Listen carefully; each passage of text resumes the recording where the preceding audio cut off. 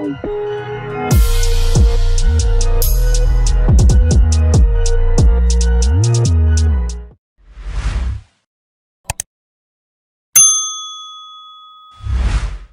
Talk UK Pro Bs once again joined by the Hall of Fame promoter Frank Warren. How are you? I'm fine. How are you, young man? I'm doing well. Last time I actually saw you was in Las Vegas for Wilder versus Fury Part 2. That's how long it's been, Frank. A long time ago. That was a long time ago, but great result for us. Since then, I've moved up to heavyweight, quarantine weight, you know? We all have. Don't worry about that. We all have. All right, so we're here for the returns of Anthony Yard and also Lyndon Arthur. The whole idea behind this is to kind of build up towards a massive rematch between the two. Yeah, I mean, that was it. They both signed when they made the first fight. There was a rematch clause, and that's where it is. But in the meantime, I want to keep them busy now. And they both got two tough fights against two undefeated fighters, so they can't afford to take their eye off the ball. They've got to really be on it, not be complacent, and do the business on the 10th of July at the Albert Hall. It's going to be I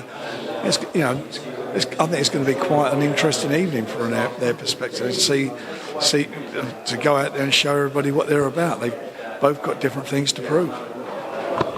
Speaking to the trainer of Lyndon Arthur, he was talking about them pursuing, world honours and potentially facing a Joe Smith Jr. down the line. But you're talking about the rematch at Anthony Yard. Is there a state of confusion? What I'm talking about is that he was put in the number one spot, which was the position that Anthony was in, and if Joe Smith will be fighting in the autumn, and I think the fight's been made already for him. So Joe Smith's not going to be making any mandatory defence for at least 9 months now, if he comes through his challenge. Okay, so the plan is to have these two fight in the autumn? For these two guys to fight on the 10th, come through it, and then do what was all agreed, was to get the big fight on. Joe Joyce, talk of TACAM, what can you tell me? I can tell you, if you come along tomorrow, you'll find out. All right. Frank's just keeping it all under wraps. Okay. All right. So, capacity-wise, obviously the government did an announcement. We talked about this before the presser. What's your initial reaction to boxing still not getting full capacity?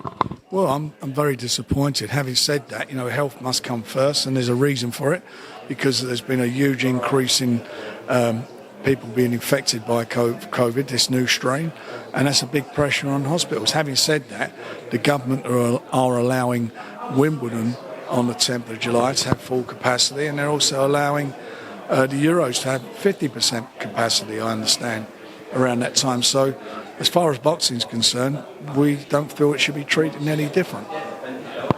I mentioned Wilder, Tyson Fury, where I last saw you. It's going down this evening, the press conference. It's going to be very, very juicy. A lot of animosity that's spilled over for like 60 months now. Well, it has. I mean, not so much from Tyson's perspective, more from Deontay. I mean, some of the claims that he made about the reasons for his losing and so forth have all been quite extraordinary, to say the least. But you know what? It is what it is, and they'll fight again on the 24th, and the best man will win. What do you kind of make of all the blame that was going back and forth? Bob Arum said, Eddie Hearn should have kept his mouth shut, etc. What can you kind of clarify? All I can clarify, the fight's not happening, and it's not happening because the deal wasn't signed. Had it been signed and everybody had agreed to what they did when we all signed an agreement moving forward as to how certain things, aspects of the announcement would be made. Everyone was aware of the arbitration and so forth, but it's all become boring now. It's just a waste of everybody's breath and time. Reality is, it's not happening. Reality is, needs some lessons to be learned moving forward, providing both of them come through their respective commitments. If they come through their commitments, let's try and resurrect it. But this time round, get all the ego and keep the mouth shut, and then we can get on with it and do it, and then announce it together. Finally, Eddie Hearn mentioned that you've spoken to Anthony Joshua. Anthony Joshua said he doesn't think the fight will ever happen. It was all just for clout. Well, what do I want to respond to a stupid remark like that for? Frank Warren, it's been a pleasure. Thanks for your time. Thank you. Oh, man, cheers.